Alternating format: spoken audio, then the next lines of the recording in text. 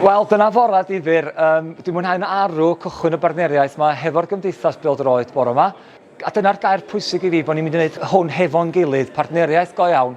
A nid yn unig M SParc a'r Gymdeithas Bêl-droed, ro llywodraeth, ro cyllidwyr, ro busnesau bach, pawb yn tynnu gyda'i gilydd mwyn cefnogi yr economi, swyddi da a Cymru gynaladwy. Felly dwi'n edrych ymlaen i weld lleith y prosiect yn y dyfodol. In Wales we have groundbreaking legislation, the Wellbeing of Future Generations Act, which basically requires us to look to the long term and find collective and holistic solutions to some of the big challenges we face here in Wales, but also the rest of the world. And what we see here is there's that talent and passion, both from the football side to develop their power and their reach, but also to work with Welsh businesses and Welsh innovators and entrepreneurs to look at how can we solve climate change, how can we reduce plastics, how might we be able to tackle mental health using that power of football and using that innovation that we've got here.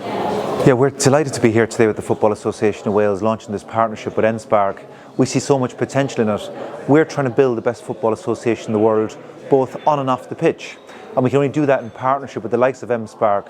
We want to be innovative. We want to look at the challenges that football faces both here in Wales and all around the world, bring them here to M SParc and get the brightest minds in Wales working on them to fix them issues and hopefully make us a better football association, but also create employment, solve issues of world sport even here.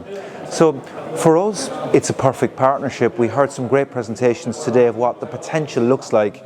We're going to regularly bring issues here to M SParc and look forward, as I say, to M SParc solving those issues and hopefully creating employment, solving issues and getting more girls and boys to play football as a result of that.